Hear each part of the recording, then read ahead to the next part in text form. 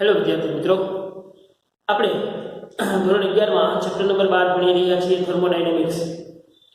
એની અંદર આપણે લાસ્ટ લેક્ચરની અંદર ચર્ચા કરી ગયા, એમાં આપણે યાંત્રિક ઉર્જા, આંતરિક ઉર્જા અને કાર્ય વિશેની ચર્ચા કરી।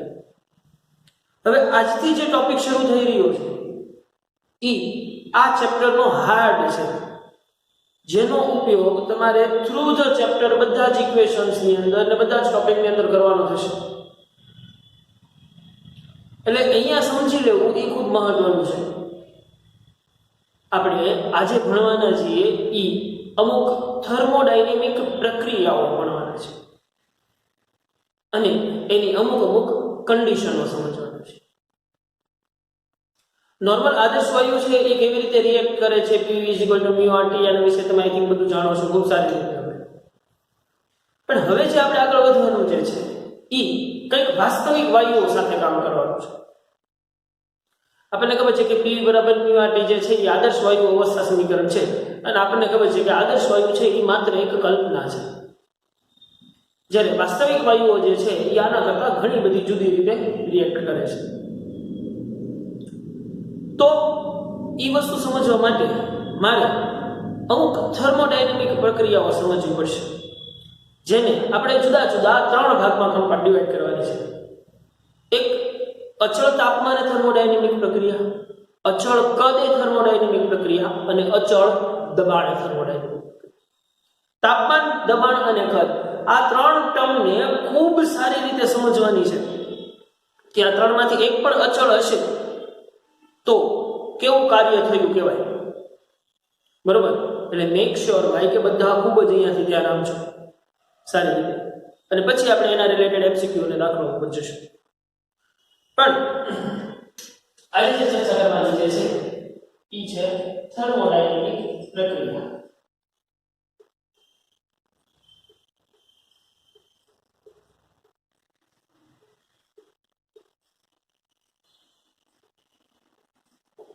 સૌથી પહેલી પ્રક્રિયા લઉં છું એ અચળ તાપમાને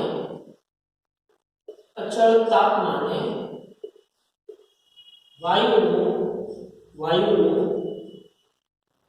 કદ સંકોચન।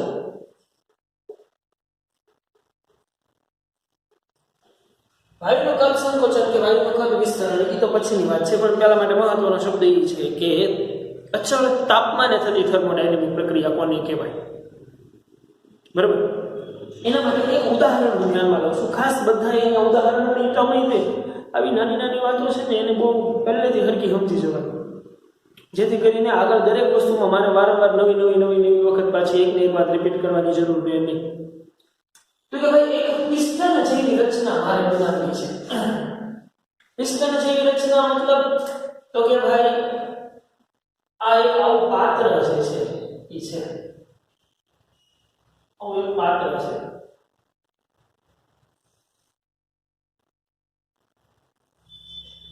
આવું એક પાત્ર છે, અને આની ઉપર અહીંયા કંઈક આ પિસ્ટન રાખેલો છે। તો પિસ્ટન જે રચના એટલે હવે તમને પિસ્ટન કોને કહેવાય છે એ તો તમને ખબર છે ને ભાઈ, કે ભાઈ હાવ આપણે સાદી ભાષામાં કહું તો આપણે બધાએ સાયકલનો પંપ જોયેલો હશે, અને ઘણી વખત એ પણ વસ્તુ અનુભવ કરીએ છીએ કે પમ્પિંગ કરતી વખતે ક્યારેક આપણે ઊંચું લેવા જઈએ તો ગ્રીપર છે એ પાછું બી આખું બહાર બી ટૂંકમાં પંપ ન પડી જાય, પછી ઓલું ગ્રીપરને આપણે સંકોચીએ અને અંદર નાખીને પછી પાછું પમ્પિંગ કરીએ છીએ। તો અહીંયા એ પંપ જેવી રચના સમજવાની છે, એવો જ એક પિસ્ટન છે, સાદો પિસ્ટન છે, બરાબર? અહીંયા બીજો કોઈ ડિજિટલ પિસ્ટન નથી, અને આ પાત્રની અંદર જે છે ને એ કંઈક વાયુ ભરેલો છે, એમ કહી દો કે કોઈ મ્યુ મોલ વાયુ ભરેલો છે, કોઈ મ્યુ મોલ વાયુ ભરેલો છે, અને આ વાયુ છે એ વાસ્તવિક વાયુ છે, પરંતુ આદર્શ વાયુની જેમ વર્તે છે એમ આપણે ધારીને આગળ વધશું। અને અહીંયા નીચે જે રચના છે ને આ રચના બહુ મહત્વની છે, આ જે રચના છે ને નીચે એ રચના બહુ મહત્વની છે। આ જે રચના છે આ એક એવી રચના છે કે આ રચના શું કરે છે? તાપમાન અચળ રાખવા માટે આ પાત્રનું તાપમાન અચળ રાખવા માટે એક વ્યવસ્થા કરેલી છે. તાપ નિયંત્રક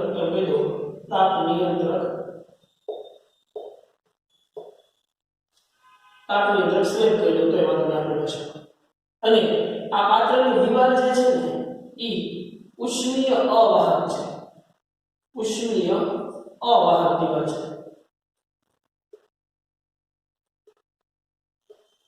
બરાબર. અત્યારે શરૂઆતમાં સિચ્યુએશનને સમજવાની છે. શરૂઆતમાં આ પાત્રમાં જે વાયુ ભરેલા છે એ વાયુનું પ્રારંભિક કદ છે ને એ V1 છે. કઈ દો ચલો. પ્રારંભિક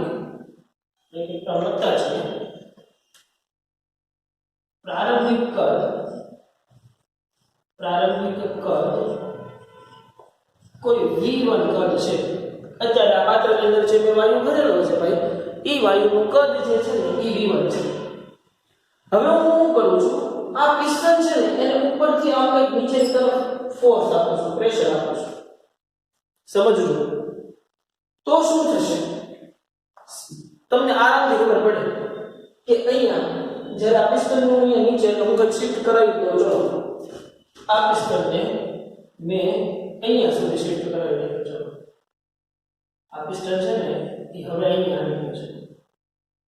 બરોબર. પિસ્ટન હવે અહીંયા આવી ગયું છે. મતલબ કે આ જે છે ને એ શરૂઆતની સિચ્યુએશન છે. આ હું લખી નાખું પ્રારંભિક અને આ સિચ્યુએશન છે અંતિમ સિચ્યુએશન છે. તો પહેલા અહીંયા હતું, હવે અહીંયા હતું. મતલબ મેં કંઈક માનો કે કંઈક સ્થાનાંતર પિસ્ટનને કંઈક નીચેની તરફ ડેલ્ટા x જેટલું સ્થાનાંતર કરેલું. બરોબર. પિસ્ટનને મેં કંઈક ડેલ્ટા x જેટલું નીચે સ્થાનાંતર કરેલું. હવે થયું શું હશે તમે સમજો. પહેલા પ્રારંભિક કદ V1 હતું ત્યારે કંઈક એનું પ્રેશર હોય છે. આ પાત્રની અંદર ત્યારે કંઈક પ્રેશર હોય છે. તો એને હું કહી દઉં પ્રારંભિક દબાણ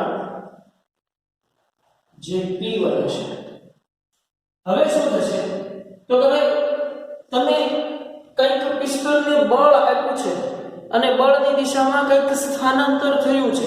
મતલબ કંઈક કાર્ય થયું કહેવાય કે ન કહેવાય? તો અહીંયા શું થઈ ગયું? અંતિમ સિચ્યુએશનમાં શું થાય? જો કદ પહેલા એટલું હતું વાયુ અને કદ શું થયું કહેવાય? કદ શું થયું કહેવાય? કદ ઘટ્યું એમ કહેવાય. અને ઓબ્વિયસ વાત છે કદ ઘટશે તો પ્રેશર છે એ શું થશે? વધશે. પહેલા જે પ્રેશર હતું એ ઓછું હતું. હવે તમે કદ ઘટાડી દીધું છે તો સ્વાભાવિક છે કે પ્રેશર છે એ શું થશે? વધશે. આપણને ખબર છે કે આપણે જ્યારે સાયકલમાં હવા પૂરવાનો પંપ છે અને આપણે પમ્પિંગ કરીએ છીએ તો જેમ નીચે જઈએ છીએ એમ પ્રેશર વધુ ફીલ થતું જાય છે. કેમ કે તમે જેમ નીચે લઈ જાઓ છો એમ સિલિન્ડર છે એની અંદર રહેલો વાયુ જે છે એનું કદ ઘટતું જાય છે. કદ ઘટતું જાય છે એટલે પ્રેશર વધતું જાય છે. સમજાય છે સિચ્યુએશન? અને આપણે એક વાક્ય સાંભળેલું હશે હવા પૂરતી વખતે બધા એમ કહે કે આખા પંપ મારો એમ. ઘણા બધા અડધા નીચેથી ટીચુક કરતા હોય તો એમ કાંઈ હવા પૂરાય નહીં. આખા પંપ મારવાનો મતલબ કે પેલા આખો સિલિન્ડર ગેસથી ભરી લો, હવે એને પ્રેશર કરો જેથી કરીને જેટલો કદનો વાયુ આમાં આવ્યો છે એ બધો કદનો વાયુ છે એ પાછો આગળ આપણા ટાયરમાં જાય. સમજાય છે? તો અંતિમ સિચ્યુએશનમાં શું થયું? ભાઈ કદ છે એ ઘટ્યું અને પ્રેશર છે એ વધ્યું. હવે એક વસ્તુ આપણને ખબર છે કે P proportional to 1/v થાય છે. PV = μRT ઉપરથી કહી દઈએ કેમ કે તાપમાન અચળ રાખવાનું છે. તાપમાન અચળ રાખવાનું છે એટલે કે જો અહીંયા મેં મૂકેલું છે તાપ નિયંત્રક સ્લેબ મૂકી દીધો છે કેમ કે મેં પ્રેશર વધાર્યું છે તો ઓબ્વિયસ વાત છે કે અહીંયા આ વાયુના તાપમાનનો ફેરફાર પડશે. એ વાયુના તાપમાનનો ફેરફાર ન થાય એ માટે અહીંયા તાપ નિયંત્રક સ્લેબ રાખ્યો છે કે જો તાપમાન વધી જાય તો આ સ્લેબ છે ને એની મદદથી આ વાયુનું તાપમાન ઘટાડી શકાય. એવી આપણે રચના રાખી છે. બરાબર? કેમ કે મારે અચળ તાપમાને પ્રક્રિયા જોતી છે. હવે P proportional to 1/v છે. તો જો હું P વર્સિસ V નો આલેખ ડ્રો કરું, સમજો P વર્સિસ V નો આલેખ ડ્રો કરું તો મને કેવો આલેખ મળે જોવો છે. તો કેવો ઓબ્વિયસ વાત છે કે P વર્સિસ V નો આલેખ છે ઈ મને કંઈક આવો આલેખ મળે E વર્સિસ V નો આલેખ જે છે એ મને કંઈક આવો મળે. તો આ સિચ્યુએશન શું છે? આ સિચ્યુએશન શું છે? શરૂઆતમાં કદ વધુ હતું જેને હું V1 કહી દઉં છું. એના એક સમયે પ્રેશર P જે છે એ ઓછું હતું P1. હવે મેં ડેલ્ટા x જેટલું સ્થાનાંતર કરી નાખ્યું એટલે એનું કદ છે ને એ શું થઈ ગયું જો ઘટી ગયું. કદ ઘટીને V2 થઈ ગયું અને પ્રેશર વધીને P2 થઈ ગયું. થઈ ગયું કે નહીં? તો આનો મતલબ એમ થાય કે મેં શરૂઆતમાં કદ વધુ હતું અને કદ વધુથી ઓછું કદ કર્યું છે. મતલબ અહીંયા વાયુનું ઊંચું છે, સંકોચન થયું છે એમ કહેવાય છે. કદ મેં શું કર્યું છે? પિસ્તલ આવી રીતે બેસાડ્યો એટલે મેં કદ શું કર્યું છે? કદ ઘટાડ્યું છે એમ કહેવાય. તો મેં કદ ઘટાડ્યું છે મતલબ અહીંયા વાયુનું મેં શું કર્યું છે? સંકોચન કર્યું છે. તો હવે કાર્ય કેટલું થયું કહેવાય? તો કે ભાઈ કાર્ય માટે એક નોર્મલ વસ્તુ આપણને બધાને ખબર છે. તો કે ભાઈ થયેલ કાર્ય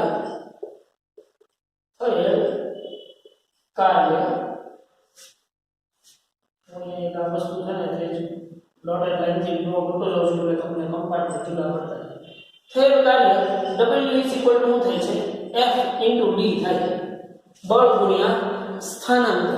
અહીંયા સ્થાનાંતર કેટલું કરેલું છે? મેં ડેલ્ટા x જેટલું કરેલું છે એટલે હું અહીંયા લખીશ F * ડેલ્ટા x. બરોબર કે નહીં? શું થાય? કાર્ય બરાબર શું થાય? બળ ગુણ્યા સ્થાનાંતર. તમે 9મા ચેપ્ટર 9મા ધોરણની અંદર ભણી ગયા છો અને આ 11 સાયન્સ ની અંદર ચેપ્ટર નંબર 6 ની અંદર પણ તમે ભણશો કાર્ય, ઊર્જા અને પાવર. બરોબર? 9મા ધોરણની અંદર તો ભણી ગયા છો પણ અહીંયા થોડી વધારે ડીપમાં વાત છે. હવે F એટલે બળ જે કહેવાય. F એટલે શું કહેવાય છે? બળ, ફોર્સ. તો કે ફોર્સ F = શું થાય છે? તમને ખબર છે? પ્રેશર P = F/A થાય. તો F = શું કહેવાય? F = P * A થઈ ગયો.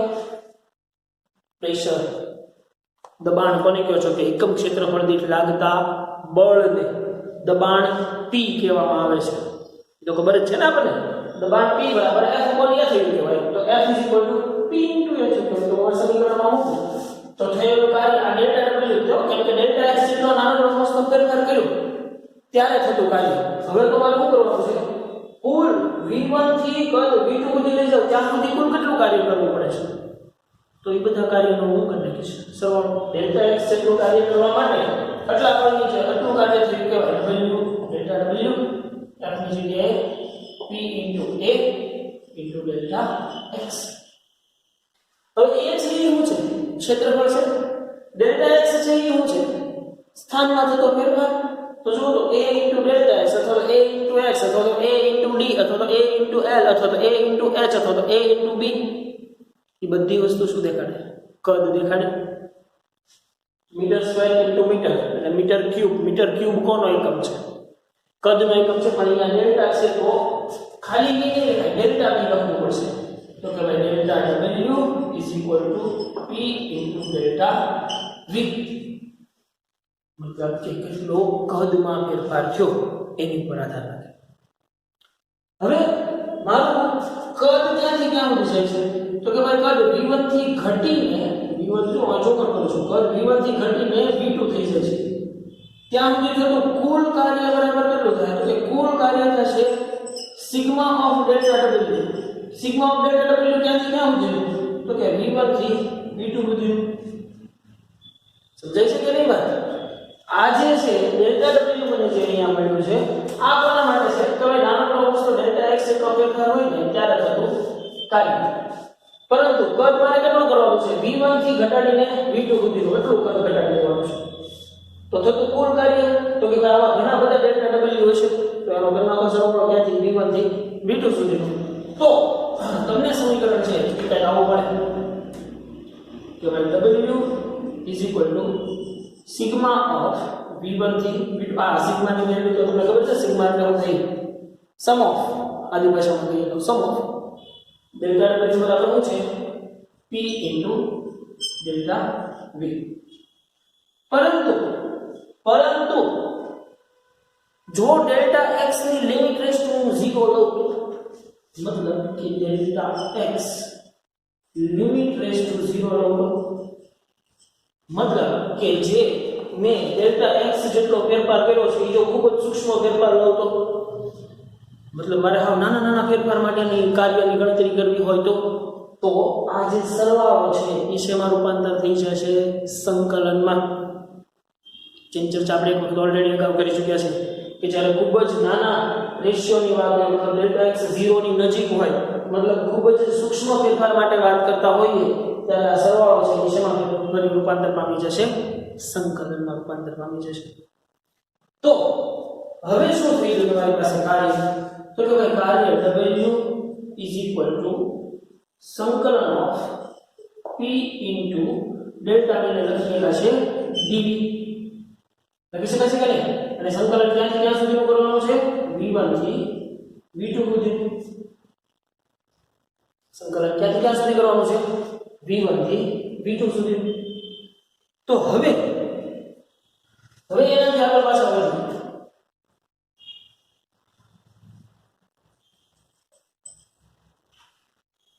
તો કે ભાઈ આમાં પ્રેશર p જે છે ઈ તો એક વસ્તુ આપણને બધાને ખબર છે જેમ આપણે ભણી ગયા છીએ અહીં જેમ pv શું થાય છે pv μ r t થાય છે તો પ્રેશર p શું કહેવાય μ r t v થઈ ગયો. તો અહીંયા હું p ની જગ્યાએ એની કિંમત મૂકું ભાઈ કેમ કે પ્રેશર અચળ રહેતું નથી. જો તમને એમ થાય કે અચળ સંકલન છે p ને સંકલન બહાર કાઢ નાખો સંકલન બહાર કોને કઢાય જે અચળ રહેતું હોય એને પણ જો તો આ કદ સમજીએ છીએ ત્યારે હું કાંઈ દબાણ અચળ રહેશે નહીં દબાણ અચળ રહેતું નથી કદ ઘટે છે એટલે દબાણ વધે છે એટલે p ને અચળ કરીને બહાર કાઢી શકાશે નહીં. ખાસ સમજવાનું છે p અચળ કરીને બહાર કાઢવાની જરૂર છે નહીં. શું કામ કેમ કે p અચળ છે નહીં કેમ કેમ કે કદ ઘટાડીએ છીએ તો દબાણ છે એ વધે છે. તો હવે આ સમીકરણની અંદર હું p ની કિંમત મૂકું તો હવે મારી પાસે કાર્ય શું થઈ ગયું જુઓ છો તો ભાઈ હવે મારી પાસે કાર્ય આવ્યું w is equal to સંકલન ઓફ v1 થી v2 p ની જગ્યાએ લખું μ r t upon v into d. હવે અચળ હોય બહાર કાઢો μ છે મોલ સંખ્યા તો કે ભાઈ તમે કદ સંકોચો છો તો ભાઈ વાયુના મોલની સંખ્યા ઘટતી કે વધતી નથી. r ઓલરેડી અચળાંક છે. t તાપમાનમાં ફેરફાર થાય છે પરંતુ હું અત્યારે ચર્ચા કરું છું અચળ તાપમાન એટલા માટે મેં તાપમાન નિયંત્રક સ્લેબ મૂક્યો છે એટલે તાપમાનમાં પણ ફેરફાર નથી થતો એમ સમજીને તો શું થશે μ r t ક્યાં આવી જશે સંકલનની બહાર કેમ કે એ બધું અચળ છે v તો અચળ છે અને dv તો dv છે. તો w is equal to થઈ જશે μ r t સંકલન ઓફ v1 થી v2 dv by v. તમારી પાસે હવે આ સમીકરણ આવી ગયું. તો હવે dv by v નું શું જો v upon dv હોય તો તમે એક વસ્તુ dx upon dt છે તો એના બરાબર વેગ લખી શકો છો કેમ કે it's a dx upon dt પણ અહીંયા તો dv upon v છે. જ્યારે આવી ટર્મ આવે ત્યારે તમારું સંકલન છે એ નેચરલ લોગમાં ફરી જાય. શેમાં ફરી જાય નેચરલ લોગમાં ફરી જાય મતલબ કે w is equal to μ r t હવે આ થઈ ગયું ln v થઈ ગયું કે ln v અને v1 થી v2 સુધી અને સંકલનનો નિયમ તો ખબર જ છે અપર લિમિટ માંથી લોઅર લિમિટ બાદ કરવાની લિમિટ વિશેની ચર્ચા કરવાની જરૂર નથી ને આપણે ઓલરેડી અગાઉ કરી ચૂક્યા છીએ. તો અપર લિમિટ માંથી લોઅર લિમિટ બાદ કરો તો w is equal to μ r t ln v2 minus ln v1. તો તમને એક વસ્તુ પાછી એ ખબર છે કે લોગ કે નેચરલ લોગ ની અંદર સરવાળો હોય તો એ ટર્મને ગુણાકારમાં લખી શકાય અને બાદબાકી હોય તો એ ટર્મને ભાગાકારમાં લખી શકાય. તો હવે સમીકરણ શું બનશે તો કે ભાઈ તો થતું કાર્ય w is equal to μ r t ln v2 upon v1. તો આ સમીકરણ જે છે એ મળ્યું તમને અચળ તાપમાને વાયુનું સંકોચન આ સમીકરણ તમને શેને મળ્યું? અચળ તાપમાને થતું વાયુનું સંકોચન. આ ખાસ યાદ રાખવાનું છે, આ ln છે, લોગ નથી. ln નો મતલબ થાય લોગ e ના આધારમાં, બરોબર, અને લોગ નો મતલબ થાય લોગ tan ના આધારમાં.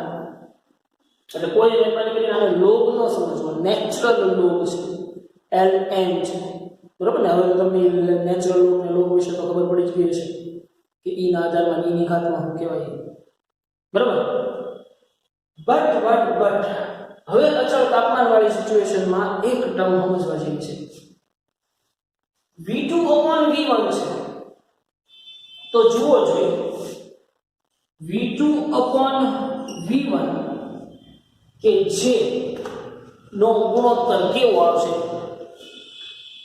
0 કરતા નાનો આવશે કે 0 કરતા મોટો આવશે? કયો છે V2? હવે એક વસ્તુ કયો ને ખાલી કે અહીંયા કયો કરશે, શરૂઆતનું કદ V1 હતું અને અંતિમ કદ V1 છે. તો શરૂઆતનું કદ છે એ કેવું હતું ભાઈ? મોટું કદ હતું અને અંતિમ કદ છે એ કેવું છે? નાનું છે. મતલબ કે ભાઈ પ્રારંભિક કદ V1 ગ્રેટર છે ને V2 સિચ્યુએશન છે તમારી પાસે. સિચ્યુએશન કેવી છે? સિચ્યુએશન છે V1 ગ્રેટર ધેન V2 છે. That's why V2/V1 is less than 0. શું થયું? V1 ગ્રેટર ધેન V2 છે, શરૂઆતનું કદ મોટું હતું અંતિમ કદ નાનું છે. મતલબ કે V2/V1 લેસ ધેન 0 આવશે. લેસ ધેન 0 આવશે મતલબ W કાર્ય છે એ ઋણ મળશે. કાર્ય છે એ ઋણ મળશે. કેમ ઋણ મળશે? તો કે ભાઈ આ કાર્ય વાયુ દ્વારા પોતે નથી થતું. શું કરવું પડે છે? તમારે બહારથી કંઈ કાર્ય કરવું પડે છે એની માટે. એટલા માટે મારા તંત્ર મતલબ અહીંયા કોણ થયું? મારું તંત્ર થયું આ મ્યુ મોલનો વાયુ. તો હવે આ મ્યુ મોલનો વાયુ છે એના દ્વારા થતું કાર્ય જે છે ને એ ઋણ આવશે. કેમ? કે ઈ કાર્ય નથી કરતું, આપણે બહારથી કરવું પડે છે. મતલબ કે વાયુઓનું સંકોચન છે એ બહારથી કરવું પડે છે. વાયુ પોતે સંકોચાઈ શકતો નથી. એટલા માટે એનું કાર્ય છે એ કેવું આવે છે? ઋણ આવે છે. સમજાય છે? અચળ તાપમાને વાયુઓનું સંકોચનમાં વાયુ દ્વારા થતું કાર્ય ઋણ. કેમ? કે ભાઈ ઈ સંકોચવા માટે તમારે બહારથી કંઈક બળ આપી અને એનું સંકોચન કરવું પડે છે. એટલે ખાસ સમજવું કે જ્યારે અચળ તાપમાને મળતું કાર્ય ઋણ હોય ત્યારે કદ સંકોચન હશે. કદ સંકોચન થતું હશે. એમાં બીજી સિચ્યુએશન કે જો V2 ગ્રેટર ધેન V1 વાળી વાત હોય. V2 ગ્રેટર ધેન V1 મતલબ કે શરૂઆતનું કદ V1 એટલે પ્રારંભિક કદ અને V2 એટલે અંતિમ કદ. તો કે ભાઈ અંતિમ કદ મોટું હોય અને શરૂઆતનું કદ નાનું હોય. મતલબ કે હવે જો આ વસ્તુ રાખવા માટે તમારે ઉપર પ્રેશર આપવું પડે. જો તમે હાથ લઈ લેશો એટલે શું થઈ જશે? આ પિસ્ટન એની રીતે ધીમે ધીમે ઉપર આવશે કે નહીં? પિસ્ટન પોતાની રીતે ધીમે ધીમે ઉપર આવશે. મતલબ એમ થાય કે શરૂઆતનું કદ પહેલો કદ નાનું છે અને અંતિમ કદ છે એ મોટું છે. તો એ સમયે V2/V1 જે છે it's greater than to 0 and that's why W is equal to ધન. તો અહીંયા વાયુનું સંકોચન નથી થતું. જો આ સિચ્યુએશનમાંથી હવે ઊંધા હાલી જશે. તો જો આ સિચ્યુએશનમાંથી આ સિચ્યુએશન મેળવવા માટે તમારે કંઈ કાર્ય નથી કરવું પડતું. તમે જે હાથ રાખ્યો તો હાથ લઈ લો તો શું થશે? વાયુના પ્રેશરના કારણે ઓટોમેટિક પિસ્ટન છે ઉપર આવશે કે નહીં?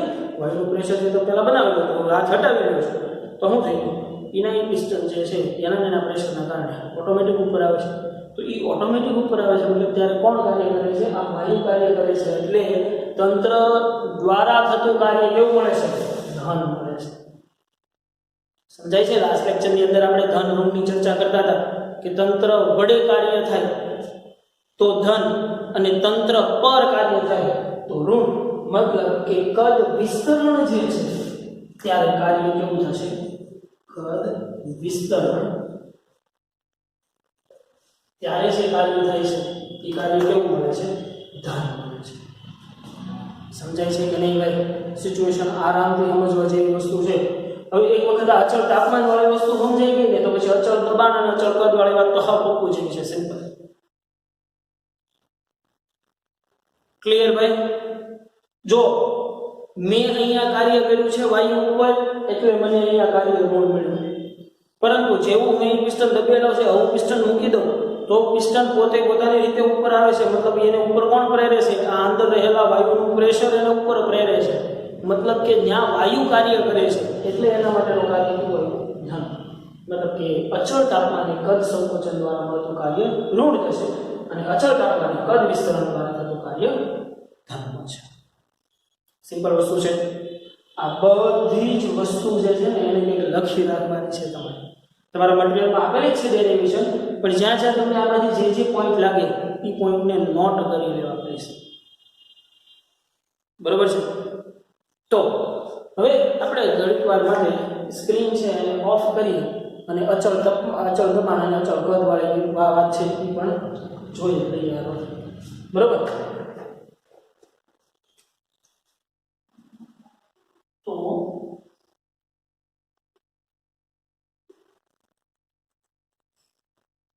અચળ કદ એ કાર્ય, કદ એ થતું કાર્ય. બરોબર ને? અચળ કદ એ થતું કાર્ય પહેલા આપણે જોઈ લઈએ, પછી અચળ દબાણ થતું કાર્ય જોઈએ. હવે એની એ સિચ્યુએશન છે કે અહીંયાથી પહેલાથી સમજવાની કોશિશ કરવાની છે. બીજું કાંઈ નવું નથી. એક વાર વારંવાર તમારે અહીંયા આની આ જ કિસ્સો છે ને રિપીટ થવાનો છે. કઈ રીતે? તો તમે જુઓ, તો આ સિચ્યુએશનની અંદર આપણે કદમાં ફેરફાર કરતા હતા, પરંતુ અહીંયા અચળ કદ એ કીધું છે. હવે એનો મતલબ સીધો તમે સમજી ગયા કે ભાઈ કદ v અચળ રાખવાનો છે. કદ v, કદમાં ફેરફાર કઈ કરવાનો છે નહીં. કદ v અચળ મતલબ કે તમે સમજી ગયા કે ડેલ્ટા v 0. મતલબ કે કદમાં થતો ફેરફાર શૂન્ય છે. તો હવે થતું કાર્ય શું કોઈ પડે? આ સમીકરણથી સીધું ઉપાડો તો કે ભાઈ ડેલ્ટા w મારી પાસે સમીકરણ છે p ડેલ્ટા v.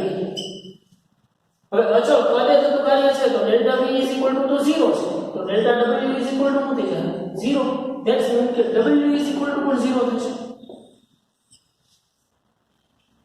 તો અચળ કદે થતું કાર્ય છે ને 0 થશે. હવે કેમ? તમે સમજો ભાઈ, કદમાં ફેરફાર કર્યા વગર તમે નથી તાપમાનમાં ફેરફાર કરી શકવાના કે નથી પ્રેશરમાં ફેરફાર કરી શકવાના. કદમાં જ ફેરફાર નથી થતો તો દબાણમાં ફેરફાર નહીં થાય. દબાણમાં ફેરફાર નથી થતો તો તાપમાનમાં ફેરફાર નથી થવાનો. તો એનો મતલબ એમ થાય કે કાર્ય શું થયું કહેવાય? 0 થયું કહેવાય. સમજાય છે? કદમાં ફેરફાર થશે તો પ્રેશરમાં ફેરફાર થશે, પ્રેશરમાં ફેરફાર થશે તો તાપમાનમાં ફેરફાર થશે. જો કદમાં જ ફેરફાર નહીં થાય તો આ બેમાંથી એક ટર્મમાં ફેરફાર નહીં થાય. એક ટર્મમાં ફેરફાર ન થાય મતલબ વાયુ જે તે અવસ્થામાં છે એમ નામ જ રહ્યો કહેવાય. મતલબ કે વાયુ પર કે વાયુ દ્વારા કાંઈ થતું કાર્ય જ નથી થતું. તો એ સિચ્યુએશનમાં કાર્ય છે એને 0 કરો. મતલબ ખાસ સમજવાનું છે કે અચળ કદે થતું કાર્ય હંમેશા 0 આવશે. અને ગાંઠ બાંધી લેજો, આ વાક્ય વારંવાર ડગલે ને પગલે યુઝ થવાનું છે. અચળ કદે થતું કાર્ય 0 આવશે. સિમ્પલ. અચળ કદે થતું કાર્ય હંમેશા 0 આવશે. કેમ કે કદમાં ફેરફાર નથી થતો તો પ્રેશરમાં ફેરફાર નહીં થાય. પ્રેશરમાં ફેરફાર નહીં થાય તો તાપમાનમાં પણ ફેરફાર નહીં થાય. સરવાળે વાયુ જે તે અવસ્થામાં રહેશે. સિમ્પલ એટલી વસ્તુ સમજાઈ ગઈ ભાઈ. હવે વાત કરીએ અચળ દબાણે થતું કાર્ય. અચળ દબાણે થતું કાર્ય.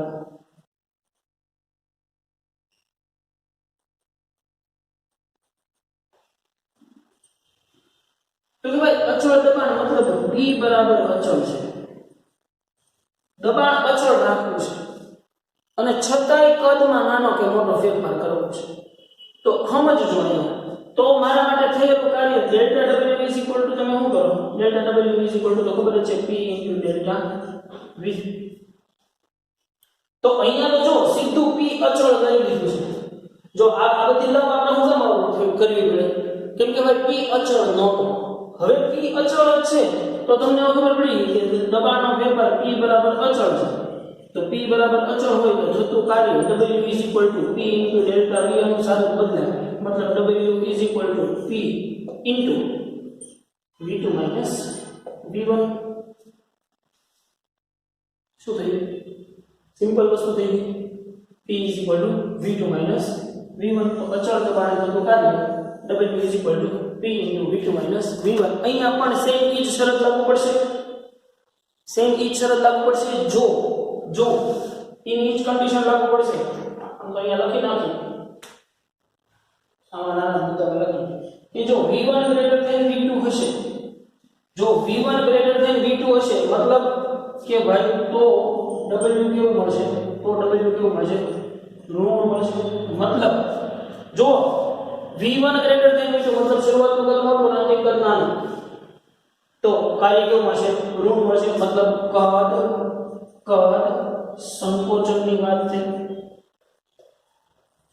અને સેમ એ જ રીતે કે જો v2 ગ્રેટર ધેન v1 હશે તો કાર્ય કેવું મળશે? ધન મળશે. તો કદ પ્રસરણ વાળી વાત છે. ઠીક છે. એક જ વાતો સમજાવવા માંગે છે કે ક્યારે કાર્ય ધન થશે અને ક્યારે કાર્ય ઋણ થશે. બરોબર? એટલે ખાસ આને હરખી રીતે સમજવાનું છે. જો આની અંદર લોચા મારી દીધા ને તો પછી થર્મોડાયનેમિક્સમાં બીજી બધી વસ્તુમાં લોચા મારી દેશે. એટલે અહીંયાથી પહેલેથી ઝડપથી આપણે સમજવાની કોશિશ કરીએ કે ભાઈ મારે અમુક થર્મોડાયનેમિક પ્રક્રિયા સમજવી છે, ત્રણ સમજવી છે, એક અચળ તાપમાન, એક અચળ દબાણ અને એક અચળ કદ. તો સૌથી પહેલી સિચ્યુએશન હું સમજુ અચળ તાપમાન. તો કે ભાઈ એક પિસ્ટન જેવી રચના કરી જેના શરૂઆતનું કદ p1 હતું અને પ્રેશર p1 હતું. હવે હું શું કરું છું? પિસ્ટનને ઉપરથી ફોર્સ આપું છું, બળ આપું છું. તો બળ આપું છું એટલે પિસ્ટન કંઈક ડેલ્ટા x પર સ્થાનાંતર કરીને નીચે આવે છે. તો કેમ કે મને ખબર છે કે p proportional to 1/v થશે એટલે p versus v નો આલેખ છે આવો મને મળશે, જે તમે ઓલરેડી ગેલ્યુસેનની બધાના નિયમો ભણી ગયા છો લાઈનમાં કે નહીં. તો આ રીતનો કંઈક મને કહો મળશે. તો કે ભાઈ શરૂઆતનું કદ v1 છે એ જાજો હતું ત્યારે પ્રેશર ઓછું હતું. હવે જ્યારે કદ ઘટાડ્યું એટલે પ્રેશર વધ્યું. ઓબ્વિયસ વાત છે, જોઈ શકાય એવું દીવા જેવું ચોખ્ખું છે. તો કે ભાઈ થતું કાર્ય કેટલું કહેવાય છે? તો કે ભાઈ કાર્ય બરાબર થશે f ડેલ્ટા x, મતલબ સૂક્ષ્મ ડેલ્ટા x એટલા પેપર માટે કરવું પડતું કાર્ય ડેલ્ટા w. તો કે ભાઈ f તો લખી શકાય છે p a, ઓબ્વિયસ વાત છે. તો delta w p delta x. a delta x એ ક્ષેત્રફળ, ડેલ્ટા x સ્થાનમાં થતો ફેરફાર, તો એને કદમાં થતો ફેરફાર કહી શકાય.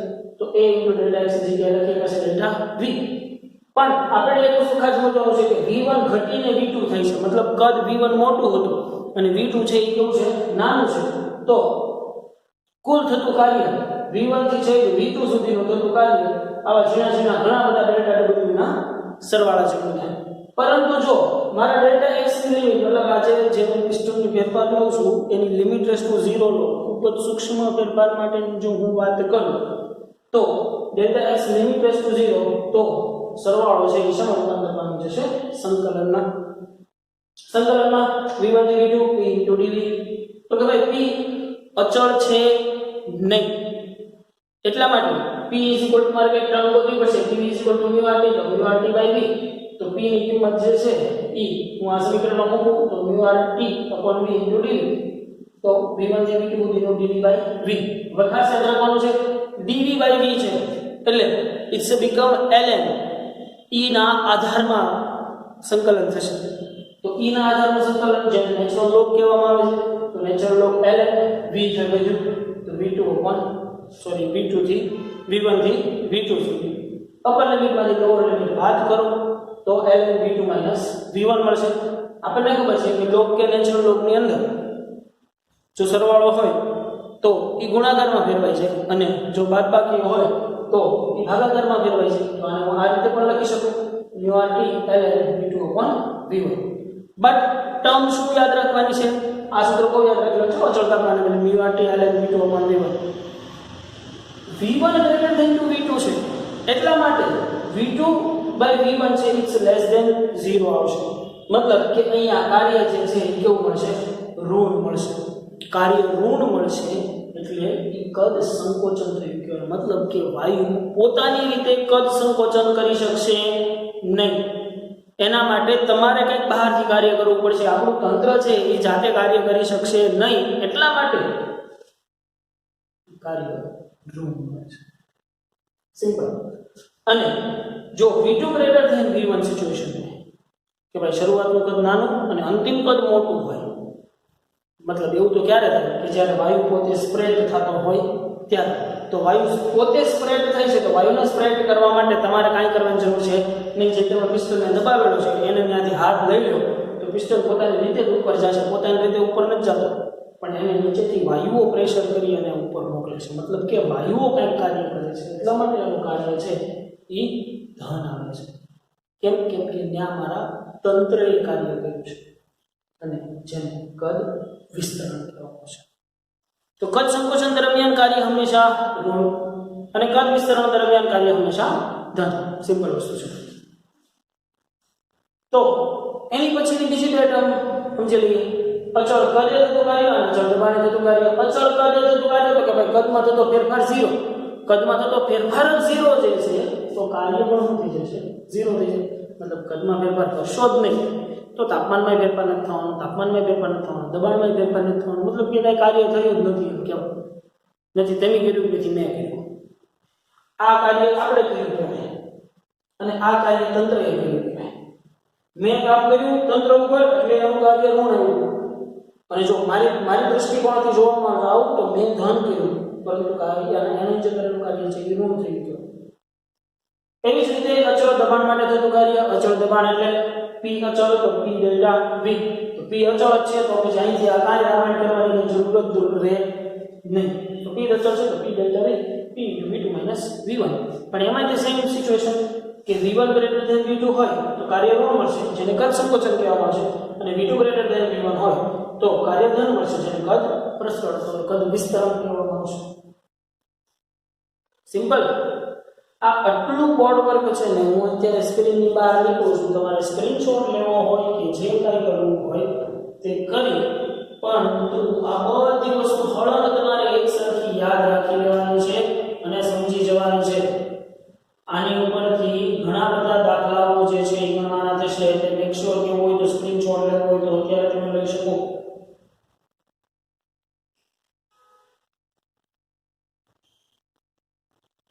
બરોબર. તો આની થિયરી જે છે એ ખરેખર વાંચવા જેવી છે ખરી, પણ એ વસ્તુ હું તમારી ઉપર છોડું છું કે આ જે થિયરી જે છે ને એ તમે હરખી રીતે વાંચી લેશો. એન્ડ આઈ હોપ કે તમારો થિયરીનો ટોપિક નંબર 4 અને 4.1 એને ખૂબ વ્યવસ્થિત સમજવાનો છે અને લખવાનો છે. એની અંદર તમને અહીંયા સુધી આપેલું હશે ખાલી અચળ તાપમાન માટેની વાત છે. અચળ કદ અને અચળ દબાણ વાળું થતું કાર્ય છે ને એ આગળ છે, એટલે મેં ચોરી એને ગોતીને વ્યવસ્થિત લખી લેવાનું છે. તો આજના હોમવર્કની અંદર જો તમે જુઓ તો આજના હોમવર્કમાં થિયરી નંબર 4 અને 4.1 જો આના રિલેટેડ ઘણા બધા દાખલાઓ છે એ આજે આપણે ગણી શકીએ, પણ મારા માટે મહત્વની વસ્તુ આજે તમને ઈ માટે છે કે ભાઈ આજે માત્ર તમે આને 2 થી 3 વખત જોઈ અને વ્યવસ્થિત ક્લિયર કરો તો આગળના બધા દાખલાઓ અને બીજી બધી થર્મોડાયનેમિક પ્રક્રિયાઓ આપણા માટે ઈઝી થઈ જશે. એટલા માટે મેક શ્યોર ભાઈ કે આ વસ્તુ છે ને એને હરખી ક્લિયર કરવાની છે. અને આજનો લેક્ચર આપણે હાવ એટલો નાનકડો મસ્તો રાખ્યો છે એનું રીઝન એ જ છે કે તમે આ નાનકડો મસ્તો લેક્ચર તમારે જરૂર જણાય તો 2 વખત જુઓ, પરંતુ એને પ્રોપર સમજો. જો આ વસ્તુ આપણી પકડમાં આવી ગઈ ને છોકરાઓ તો આખું ચેપ્ટર તમારા માટે પપ્પુ જેવું થઈ જશે અને મારે પછી વારંવાર યાદ ન કરવું પડે. અચળ દબાણ છે, અચળ કદ છે, તો આમ થતું છે, તેમ થતું છે. હવે તમને સીધી સ્ટ્રાઇક જ થઈ જાય કે ભાઈ પ્રક્રિયા અચળ દબાણે કીધું છે તો P ડેલ્ટા V થાય, અચળ કદે કીધું છે તો કાર્ય હંમેશા 0 જ થાય, અચળ તાપમાને કીધું છે તો જો તંત્ર પર કાર્ય થતું હશે તો એ ઋણ આવશે, અને જો તંત્ર વડે કાર્ય થતું હશે તો એ ધન આવશે. મતલબ કદ વધતું હશે તો કાર્ય ધન આવશે અને કદ ઘટતું હશે તો કાર્ય ઋણ આવશે. સીધા જ જવાબ આવી શકે. અને ઘણા બધા એમસીક્યુમાં તો તમારે ખાલી ઓપ્શન જ જોવાના રહે, 3-4 ઓપ્શન તો 2-3 ઓપ્શન તો આરામથી નીકળી જાય તો સીધો તમારી સામે જવાબ આઈરેક્ટ થઈ જાય. પણ આ બધી વસ્તુ પ્રોપર સમજ્યા હોય તો બરોબર. એટલે આને બહુ સારી રીતે સમજજો છોકરાઓ અને શાંતિથી ઉતારવાની કોશિશ કરજો. બરાબર? જરૂર જણાય તો એક બે વખત, ભલે બે વખત વિડીયો જોવો પડે, જોઈ લો, એમાં હું વાંધો છું. જોવાય તે હું કામ ન જોવું? ન જોવાય, જોવાય તેને હું વાંધો છે એમાં. બરાબર? તો આજના લેક્ચરની અંદર ભાઈ રાખીએ છીએ આપણે અહીંયા સુધી. નેક્સ્ટ લેક્ચરની અંદર આના નાના રિલેટેડ દાખલાઓ છે ને એ બધા MCQ અને ઉદાહરણો એ બધા આપણે ગણવાના છે. વળીને હું એક જ વાત કહું છું કે ભાઈ તૈયાર રહેજો. તમે અત્યારે 11th છો, અત્યારના 12th વાળા છે, એની સાથે શું થશે એ બધી વસ્તુ તો સમય ઉપર ડિપેન્ડ છે કે કોરોના કાળ કે આ બધી મહામારી કે બધી સિચ્યુએશનો શું થશે. પરંતુ તમારી એક્ઝામ છે ને એ જેમ પહેલાં પદ્ધતિસર લેવાતી હતી એમ જ લેવાય. બરાબર? ત્યાં સુધીમાં આપણે કોરોનાને માત નહીં આપી દઈએ. બી પોઝિટિવ યાર, આપી જ દઈશું. એટલા માટે થઈને કહું છું કે તમે તો તમારી 100% તૈયારી આપજો, રાખજો જ તે. કેમ કે તમને આમાં કોઈ બેનિફિટ્સ મળવાના નથી. બરાબર? કોરોના હતો એટલે આમ, અને હવે કોરોના બાનું કોઈ કાઢવાની જરૂર જ નથી કે સાહેબ કોરોના હતો ને એટલે આમ થયું. ના ભાઈ, તમને બધી જ ફેસિલિટી પ્રોવાઈડ કરવામાં આવે છે. તો પછી તમે રિઝલ્ટ કેમ ન બતાવી શકો? બતાવી જ શકાય. એટલે ફલાણા અને ઢીકડાના અને બાના કાઢવા કરતા મહેનત કરવા મળજો. તમે એ વાક્ય સાંભળેલું છે, અથાગ પરિશ્રમનો કોઈ વિકલ્પ નથી. તો એની જેમ જ તે ભાઈ આપણે મહેનત કરવા મળશું એટલે ગમે એવો કોરોના આવે, કોરોનાનો બાપ આવે, આપણને કાંઈ ફેર ન પડે. બરોબર? એટલે સારી એવી તૈયારી કરવાની અને મહેનત કરવાની. ભાઈ ખૂબ બને એટલા જૂના ચેપ્ટરો છે એને વારંવાર રિવાઇઝ કર્યા કરવાના, જેથી કરીને કાટ ન લાગી જાય. બરોબર? તો આજના લેક્ચરની અંદર રાખીએ ભાઈ આપણે અહીંયા સુધી. મળીએ પાછા નેક્સ્ટ લેક્ચરથી.